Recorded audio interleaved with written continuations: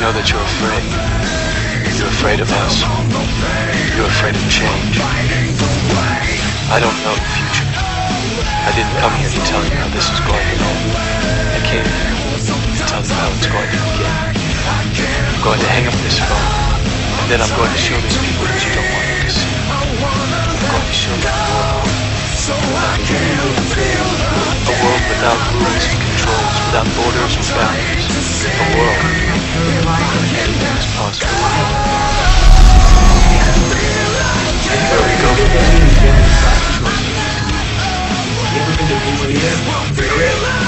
Iran's president says the U.S. September 11th attacks were staged to prepare the ground for the invasion of Afghanistan.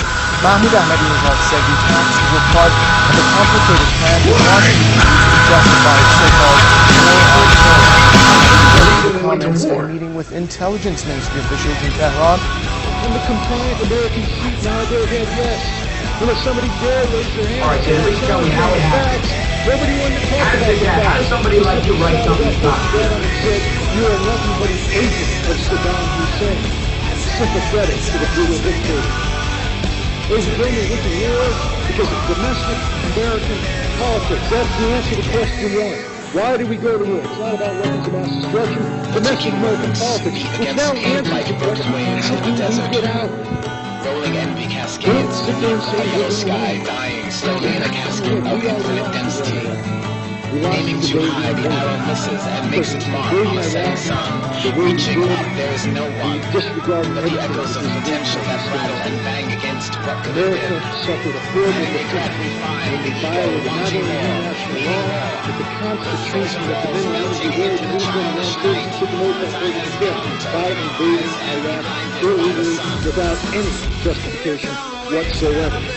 We lost all moral justification and legitimacy.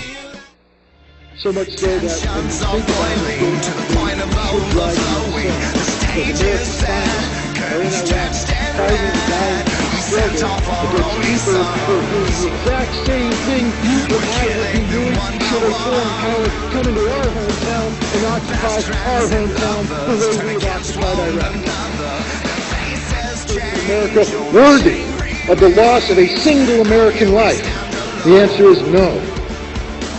Not one American life was worth getting rid of Saddam Hussein because he did not pose a threat to this country in any way, shape, or form.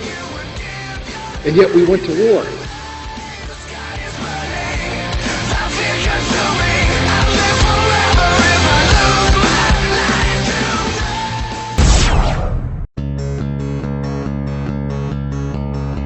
Maybe the sky's falling down around the babies.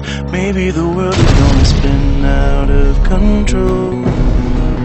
I don't care anymore. What if I quit the deal working for the man and said I had enough of, well, maybe I can, 'cause it's all gonna end anyway. Tell me, doctor, what's the cure for the wicked man's blues? In the Middle East, endless wars will continue. Under the Obama administration, we have sent tens of thousands of more troops into However, documents declassified from the National Security Agency in 2005 confirm that the attack never took place. The Tonkin Gulf Resolution was signed by President Johnson on August 10, 1964. This decree was the doorway through which the United States officially walked into Vietnam.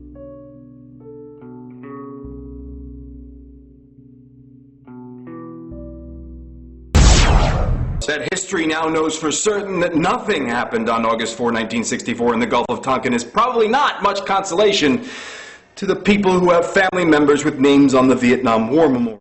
Okay, let's think of the Gulf of Tonkin incident like a game of telephone. On the morning of August 4, 1964, U.S. Naval Commander in the Gulf, John Herrick, reports by cable back to Washington that the ship USS Maddox has come under attack, and that in self-defense, the USS Maddox had fired back. Turns out, actually, there were no missile attacks on the USS Maddox. John Herrick would learn this in fairly quick fashion and cable that message to Washington.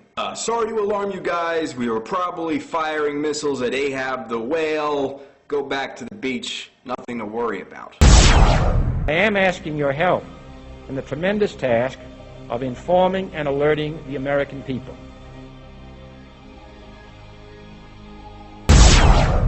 That they don't pose a health hazard. We're going to make sure everybody's safe. That would pay up to $657 million to 9/11 first responders. It's like no one in the world is listening, and I can't ever seem to make the right decisions. I walk around in the same haze. I'm still caught in my same ways.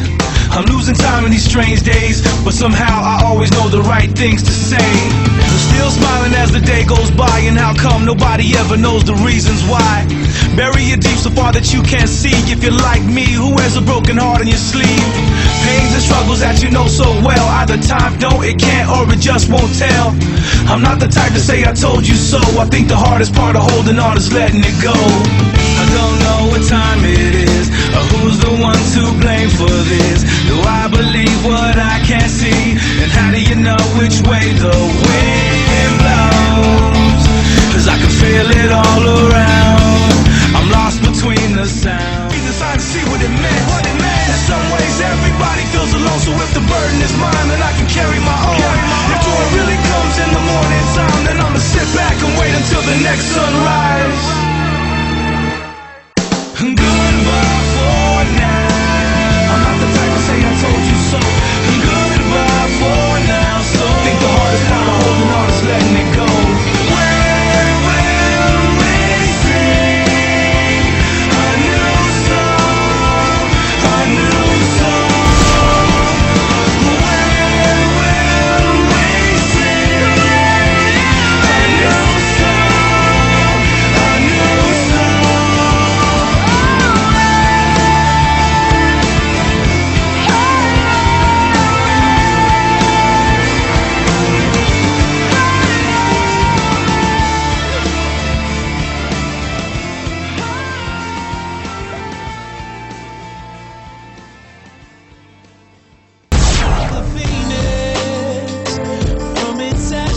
The government has lied about 9/11 repeatedly and used it to dominate the Middle East, while creating an evolving police state here, encroaching on civil liberties at home. Contains fear, which enables the government to look at every individual message on the internet and analyze exactly what people are doing. The Department of Homeland Security is targeting citizens who discuss the New World Order, people with a Christian identity, or sovereign citizens who argue that the government has gotten away from the intent of the Constitution and are strong states' rights advocates. People who are anti-immigration, stating, extremists will argue that immigrants are taking the jobs of U.S. citizens during times of high unemployment and without paying taxes. People who oppose the Federal Reserve banking system. People who display constitutional party or libertarian material. People who support Ron Paul. And those who have bumper stickers containing anti-government rhetoric. This document is one of literally thousands that make everyone a possible terrorist. This establishes a pattern of demonizing ordinary citizens while giving draconian powers to the state. Urgency, emergencies among us. Life is in a crisis. Tragedies it is time to put down the remote control and start paying attention. It is time to step away from everyday luxuries and pop culture. Some have to mobilize the technological resources of the internet to create some kind of new political force in this country. Couldn't care less about the code of conduct that's taught in all major religions about treating others the way that you want to be treated. And then they masquerade, they put this false front on that they're like everybody else, because your average person wants to do right. Strength, the history, the passion, the courage of an impoverished people that the world once abandoned, shining, infinite, everlasting. But I'm not broken.